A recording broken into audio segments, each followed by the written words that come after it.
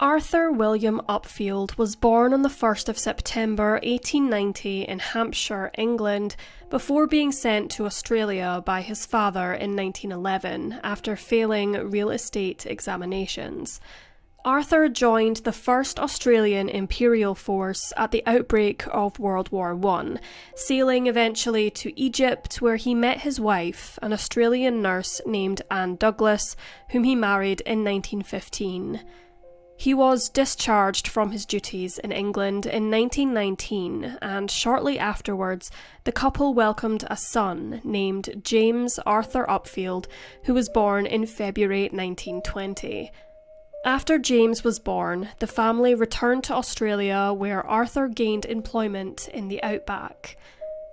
Arthur was employed by the Rabbit Department as a government boundary rider from October 1st, 1928 to September 15th, 1931 on the rabbit-proof fence in Murchison, Western Australia. The fence itself measuring around 1,130 miles long.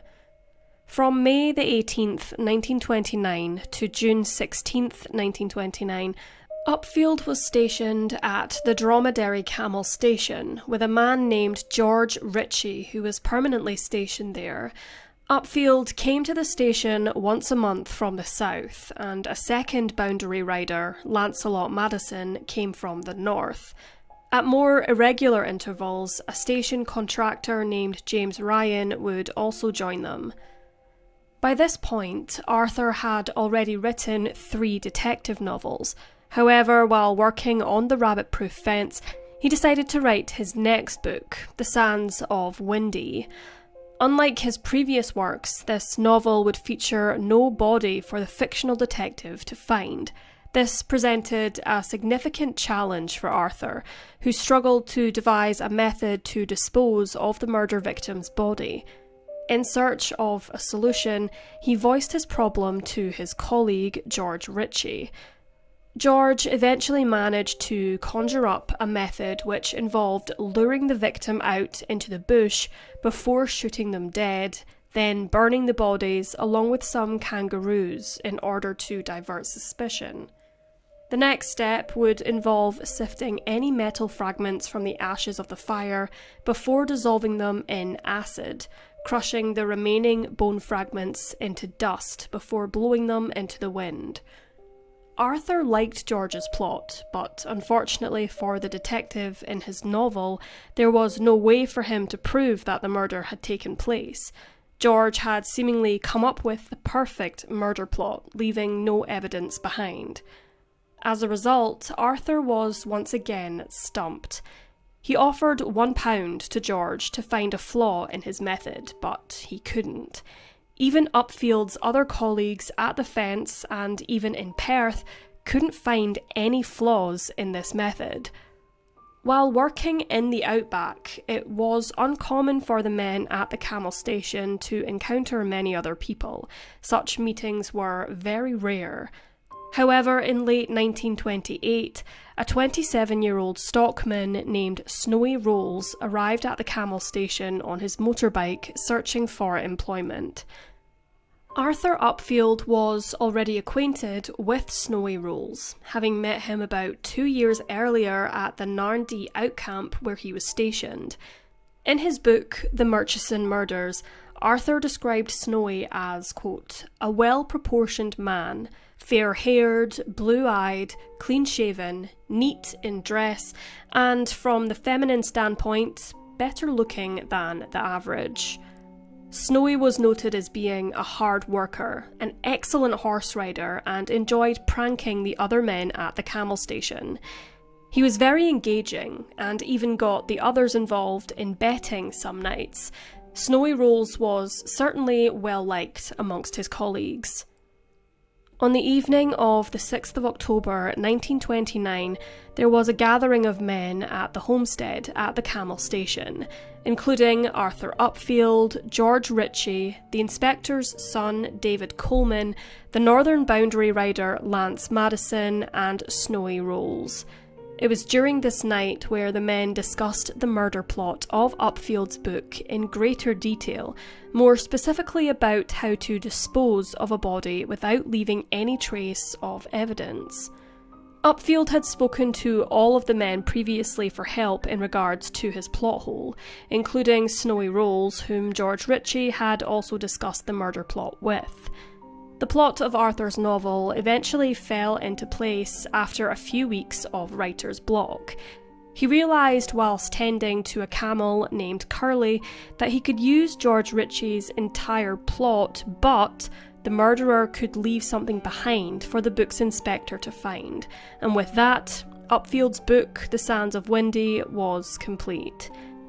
Meanwhile, on December 7th, 1929, the irregular James Ryan, a 45-year-old from Kalgoorlie, was out working near the Chally Boar camp but had not returned, so Snowy Rolls decided to venture down the tracks to pick him up. As it turned out, Snowy's car broke down near to the 100 peg, so he took James Ryan and another labourer, 32-year-old Southern Australian George Henry Lloyd, back to the Camel Station homestead for the night. Ryan sang and Lloyd played his accordion. The following morning, December 8th, Ryan and Lloyd, along with Snowy Rolls, headed back to their camp to the west, after bringing back Snowy's broken-down car, which was then abandoned in a shed. According to Arthur Upfield, this was the last time that he saw James Ryan and George Lloyd alive. A few days later, upon returning to the Camel Station after manning the rabbit fence, George Ritchie told Upfield that he had spoken to a prospector named James Yates, who had been camping in the area, who told him that he had seen Snowy driving a vehicle alone along the alternate route to the North Track via Watson's Well by the vermin fence, rather than travelling through the Camel Station as normal. Rolls told George Ritchie that James Ryan and George Lloyd were looking through the scrub for timber, although Ritchie did not see either men. It was at this point, on December 10th, that the inspector arrived at the Camel Station to conduct some inquiries before leaving the following day.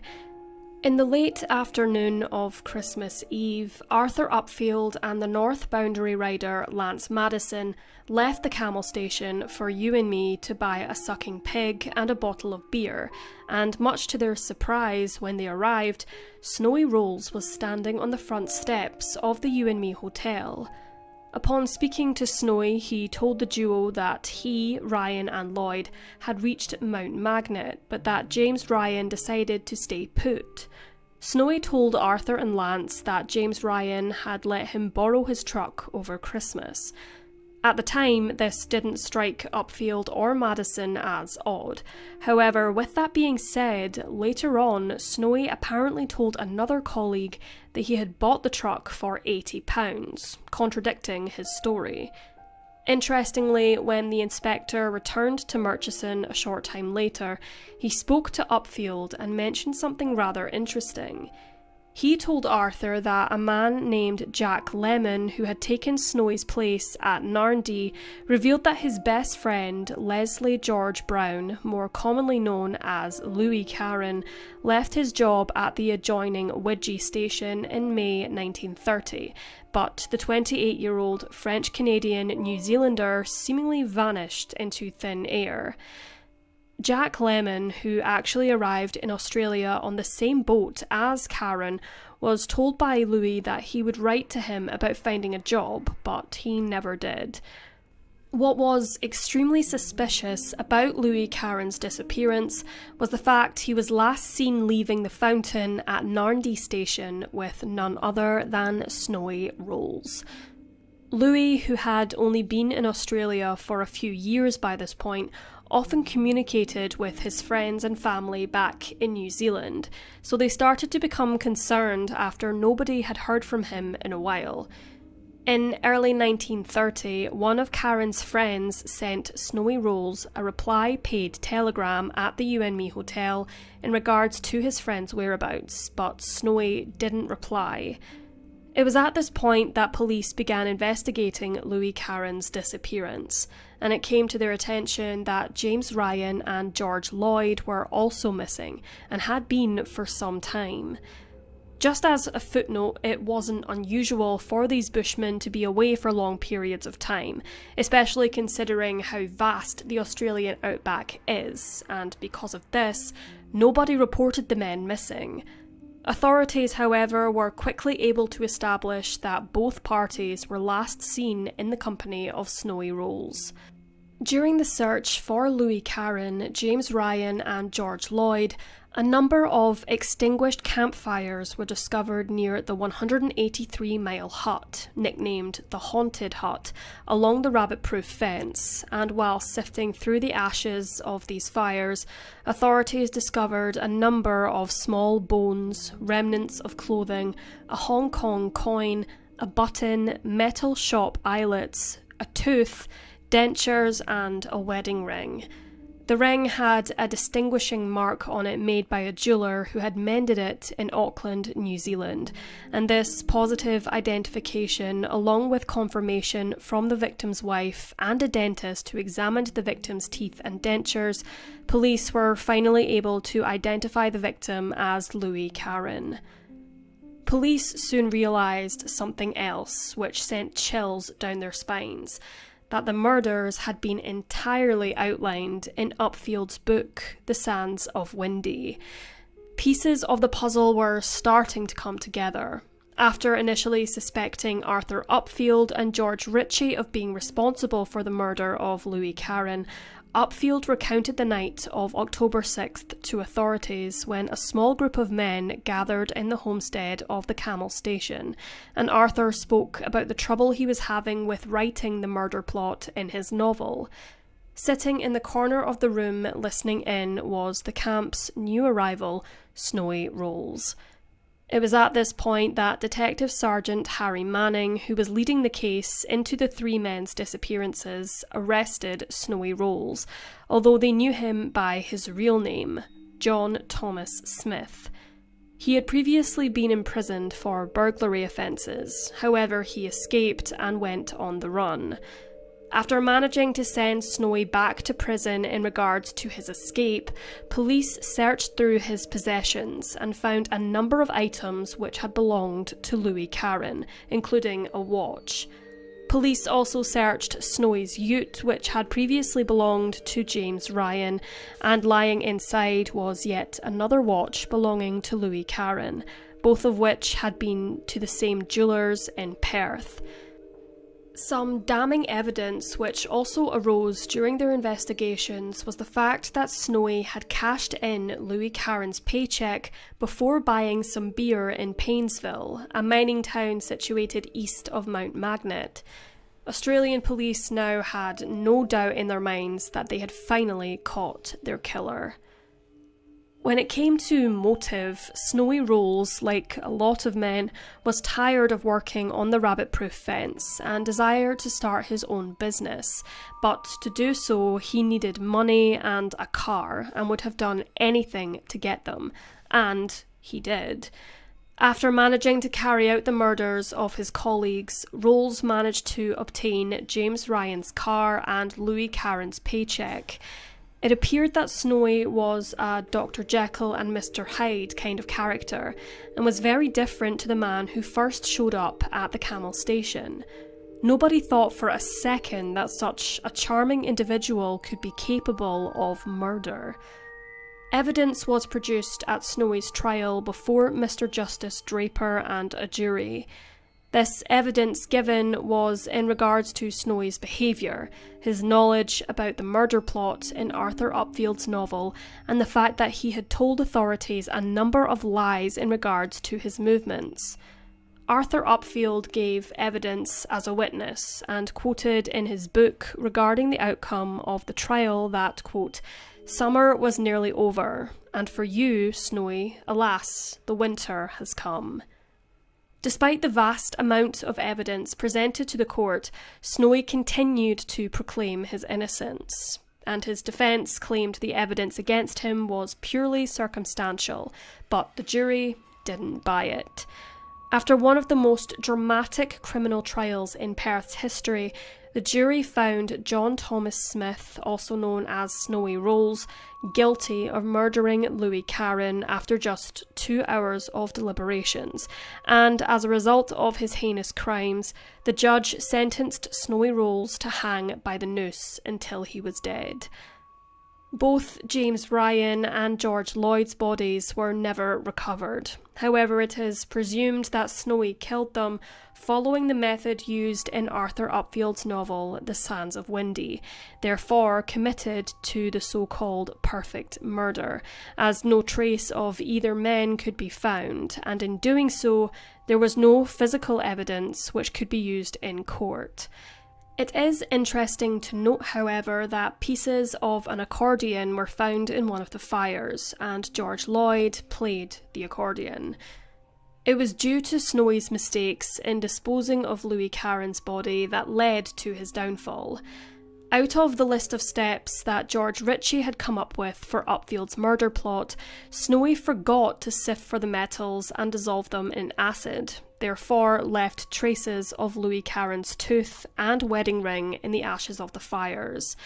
There was little doubt in the jury's mind that Rolls had indeed killed Louis Carron, as well as Ryan and Lloyd. Quite interestingly, days before he was due to be executed, Snowy Rolls made a statement in which he claimed that whilst travelling from Painesville towards his camp, he found that Louis Carron had accidentally poisoned himself with butter baits used for foxes. According to Snowy, he burned the body so that he wouldn't have to report it to the police because, of course, he was already on the run from jail. If he went to the police, he would be captured and sent back to prison. His claims did not add up in regards to the distances he would have needed to travel, and therefore his statement made no difference in regards to his sentence. After several failed appeals in regards to his fate, Snowy Rolls was hanged on the 13th of June 1932 at Fremantle Jail without making any confessions. As a result of widespread media attention in this case, Arthur Upfield's novel, The Sands of Windy, became a bestseller. In a fitting conclusion to Arthur Upfield's novel regarding the Murchison murders and Snowy Rolls, he said, quote, "Thus passed out a strangely stormy spirit. His life before him, favoured by the gods with a fine physique and good looks, he could have risen high in this country, impelled upwards by the personality of his Dr. Jekyll, but the secret devil in all of us, the Mr. Hyde, was too powerful for Snowy Rolls."